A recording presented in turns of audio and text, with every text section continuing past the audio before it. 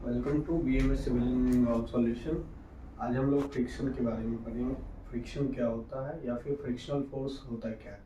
ठीक है, फ्रिक्शन जो है, फ्रिक्शन का मतलब हिंदी जो है कि घर्षण। एक सरफेस और दूसरे सरफेस के बीच में जो घर्षण होता है वही क्या है, फ्रिक्शन है।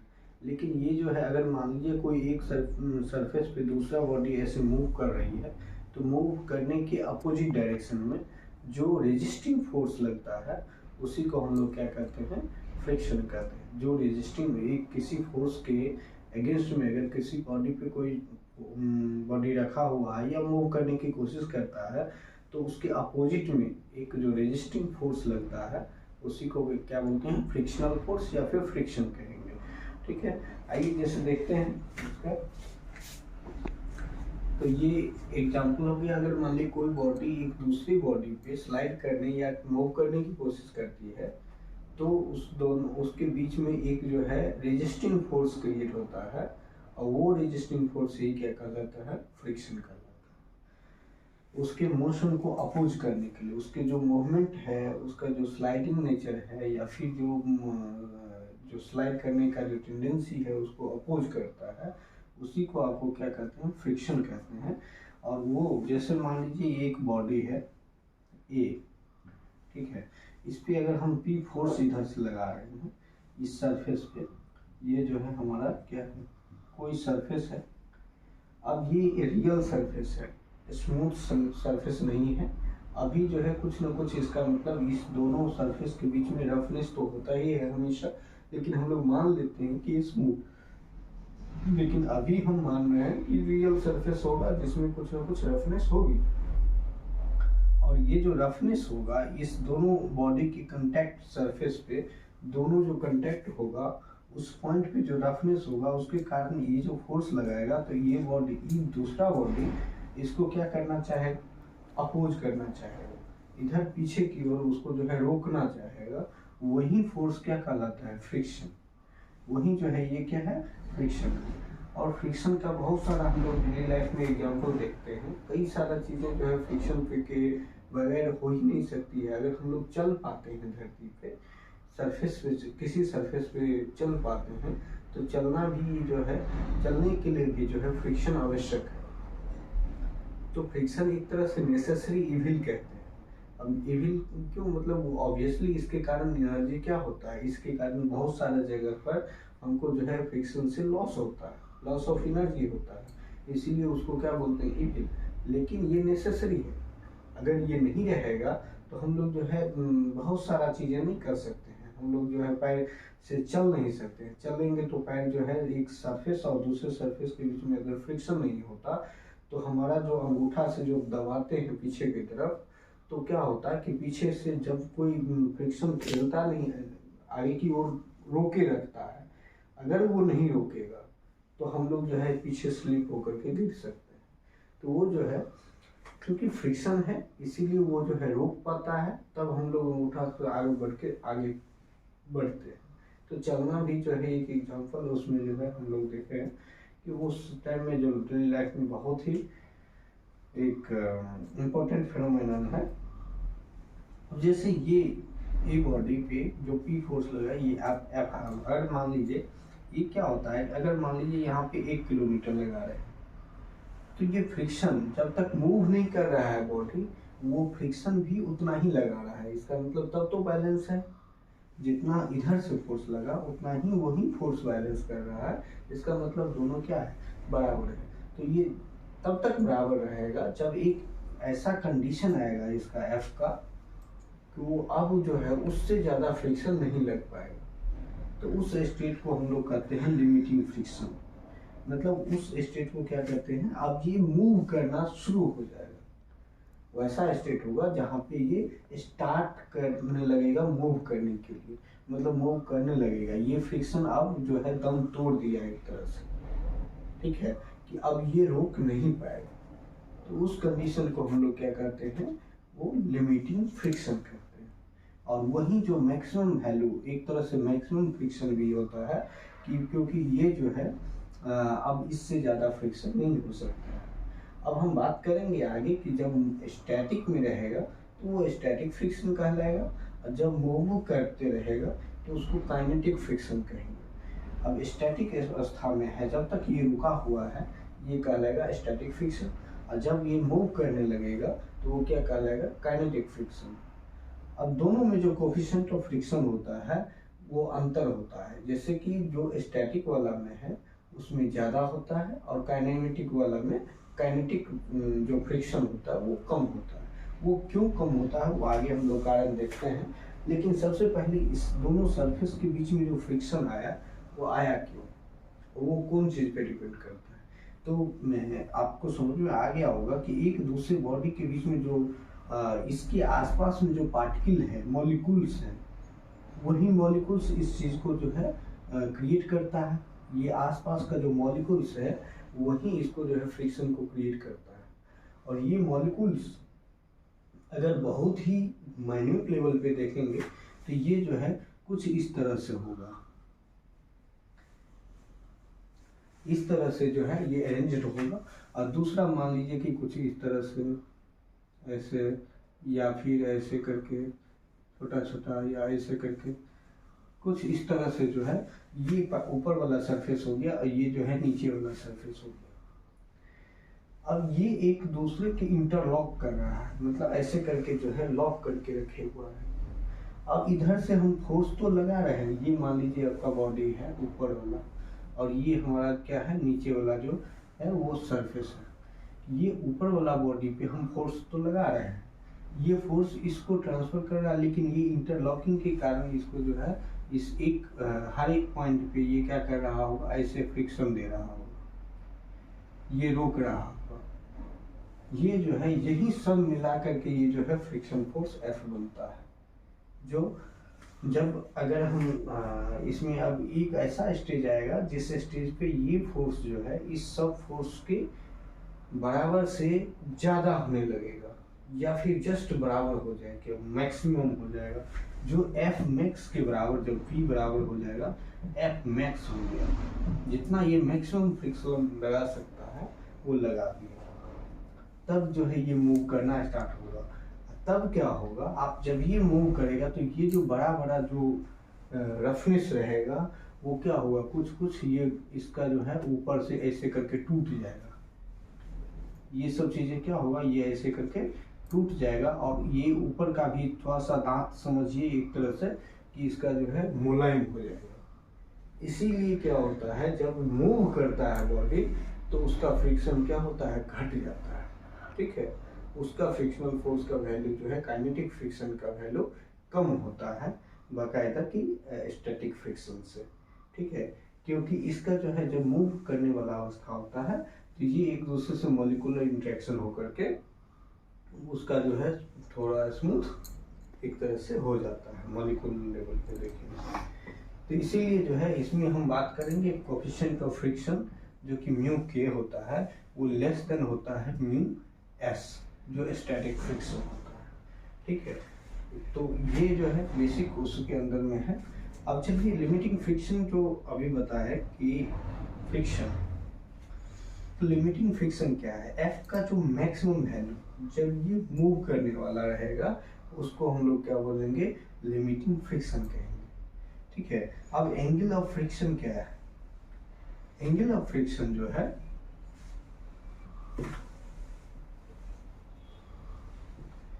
एंगल ऑफ फ्रिक्शन क्या है, लिमिटिंग फ्रिक्शन वो हो गया तो फ्रिक्शन का मैक्सिमम वैल्यू, ठीक है, जहाँ पे अब जो है उससे ज़्यादा अब फ्रिक्शन नहीं लग सकता है और वो मूव करने की स्थिति में आ जाएगी। अब अगर मान लीजिए एंगल ऑफ फ्रिक्शन की बात करें तो एंगल ऑफ फ्रिक्शन जो होगा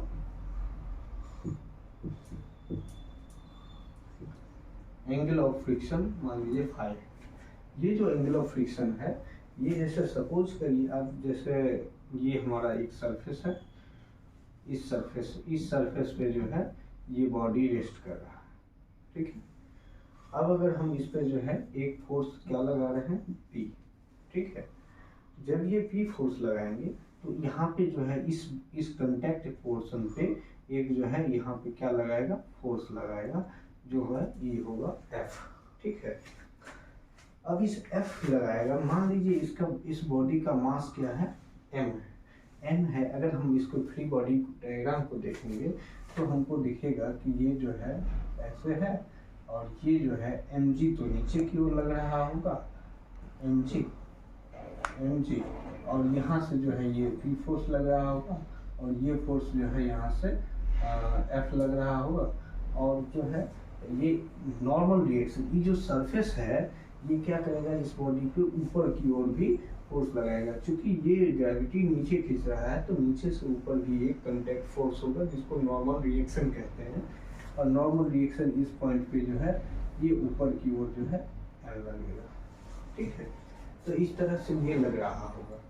अब आप देखिए ये जो एंगल ऑफ फ्रिक्शन होता है ये एंगल बिटवीन होता है इसका जो आपका जो नॉर्मल रिएक्शन है, और नॉर्मल रिएक्शन और इस फ्रिक्शन के बीच में जो एंगल रिजल्टेंट है उसका, उसके बीच का एंगल होता है। अब इसको हम अगर प्लॉट करेंगे तो मान लीजिए ये हो गया आपको क्या F, और ये क्या हो गया नॉर्मल रिएक्शन। ठीक है, ये F फोर्स ऐसे लगेगा और नॉर्मल रिएक्शन ये हुआ। तो अगर आप ये देखें उस फ्री बॉडी डायग्राम से, तो फ्री बॉडी डायग्राम से देखेंगे तो आपको समझ में आएगा कि ये जो नॉर्मल रिएक्शन है और ये जो F है इसका अगर रिजल्टेंट देखेंगे तो यहाँ से जो है ये होगा नॉर्मल, ये जो है रिजल्टेंट R। ठीक है, अब इस नॉर्मल रिएक्शन और इस जो फ्रिक्शन फोर्स हो रहा है ये F, इसके बीच के जो एंगल होता है इसी को क्या बोलते हैं फाई, जिसको हम एंगल ऑफ फ्रिक्शन कहते हैं। यही हमारा क्या है एंगल ऑफ फ्रिक्शन है। ठीक है, एंगल ऑफ फ्रिक्शन क्या हो गया, रिजल्टेंट और नॉर्मल रिएक्शन के बीच का एंगल हो गया। ठीक है, और ये रिजल्टेंट क्या होगा, तो ये जो रिजल्टेंट है इस नॉर्मल रिएक्शन और फ्रिक्शन का जो रिजल्टेंट है वो रूट अंडर होगा F² प्लस N²। ठीक है, यही होगा, और ये फाई जो है एंगल बिटवीन N और ये N और R के बीच में एंगल है। ठीक, ये हो गया एंगल ऑफ फ्रिक्शन। अब कोफिशिएंट ऑफ फ्रिक्शन क्या है, तो कोफिशिएंट ऑफ फ्रिक्शन जैसे कोफिशिएंट ऑफ फ्रिक्शन जो है इसको लिखते हैं म्यू से डिनोट करते हैं, और ये कोफिशिएंट ऑफ फ्रिक्शन होता है कि फ्रिक्शनल फोर्स जो ये फ्रिक्शन आया ये, और जो नॉर्मल रिएक्शन था, ये जो नॉर्मल रिएक्शन था उसका जो रेशियो होता है इसी को हम लोग क्या कहते हैं कोफिशिएंट ऑफ फ्रिक्शन।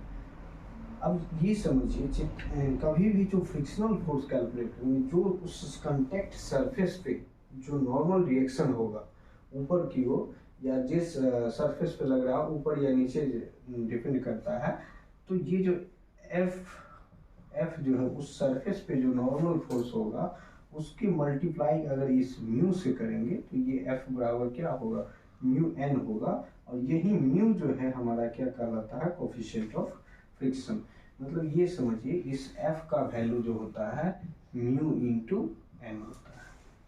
ठीक है, तो किसी भी बॉडी पे सरफेस जो अगर ये बॉडी है तो इस सरफेस से जो भी इस पे नॉर्मल रिएक्शन लग रहा होगा N, और अगर कोई बॉडी से ये जो P फोर्स लगा रहा होगा तो यहाँ जो फोर्स होगा वो होगा F इंटू N। ठीक है, F इंटू N नहीं, म्यू इंटू N।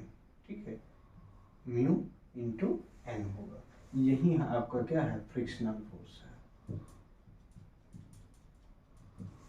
ठीक है, तो ये म्यू क्या कहलाता है कोफिशिएंट ऑफ फ्रिक्शन। ठीक है, अब चलिए जैसे एंगल ऑफ रिपोज क्या है, इस सभी पे जो है अलग से हम लोग प्रॉब्लम्स देखेंगे, लेकिन अभी जैसे एक बेसिक रिफ्लेक्शन देख रहे हैं, बाद में इसका जो है प्रॉब्लम्स देखेंगे। एंगल ऑफ रिपोज क्या है, तो एंगल ऑफ रिपोज जो है जैसे अगर मान लीजिए देखते होंगे कि धान का ढेर बनाते हैं या गेहूं का ढेर बनाते हैं, तो वो जो अगर ऊपर से डालते जाइएगा तो एक एंगल शेप ले लेता है एक शेप में, और वो जो देखेंगे कोनिकल शेप लेता है। कैसा शेप लेता है, इस तरह से कुछ शेप लेता है। ये जो है इस तरह से ये जो है शेप ले लेता है। और यही जो है अगर इस बेस में देखेंगे तो ये जो एंगल है यही आपका क्या है, यही इसका एंगल ऑफ रिपोज कहलाता है। ठीक है, एंगल ऑफ रिपोज, या फिर कहें तो आगे हम लोग पढ़ेंगे एंगल ऑफ इंटरनल फ्रिक्शन भी, और उसमें जो है हम लोग यही चीज एंगल ऑफ देखेंगे, उसमें रिपोज के बारे में। ग्रेनुलर पार्टिकल्स के लिए अलग अलग आएगा। और वही चीज अगर हम इस टर्म में देखेंगे कि जैसे एंगल ऑफ रिपोज क्या है, तो एंगल ऑफ रिपोज जैसे मान लीजिए किसी इंक्लाइंड सरफेस पे, ठीक है, जैसे ये हमारा इंक्लाइंड सरफेस है, ठीक है, इस इंक्लाइंड सरफेस पे एंगल ऑफ रिपोज, इसको मान लीजिए अल्फा से डिनोट कर रहा है। तो ये जो एंगल ऑफ, ये जो अल्फा है सरफेस, इस सरफेस पे ये बॉडी रखा हुआ है और अल्फा से एंगल वो इंक्लाइंड है।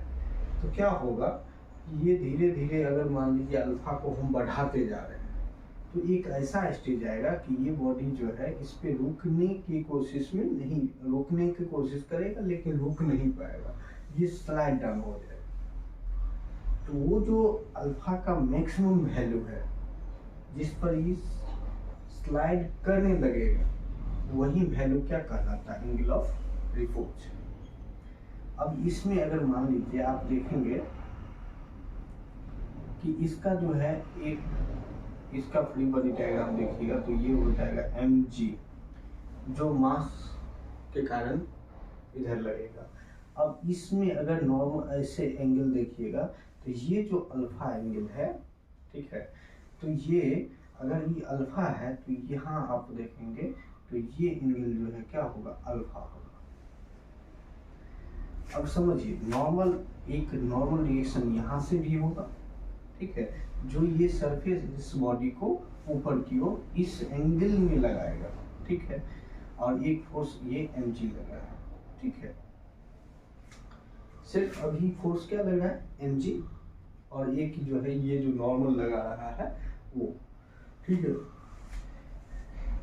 तो इसमें अगर मान लीजिए, इसमें अगर नॉर्मल रिएक्शन देखें तो ये मान लीजिए ऊपर की ओर हम यहाँ दिखा रहे हैं, ये जो है n हो गया नॉर्मल रिएक्शन, ये है mg। इस ये बॉडी चूंकि इस पे अगर रेस्ट कर रहा है, इसका मतलब है कोई ना कोई फ्रिक्शन फोर्स इधर की ओर लग रहा होगा। अगर ये फ्रिक्शन फोर्स नहीं लगेगा तो ये जो है स्लाइड कर जाता, लेकिन वो एक ऐसा कंडीशन है, अल्फा वो मैक्सिमम वैल्यू है जहाँ पे वो स्लाइड करने लगेगा, टेंड टू स्लाइड रहेगा, ठीक है, या करने की कोशिश करेगा, जस्ट स्टार्ट करेगा उसको स्लाइड करने के लिए।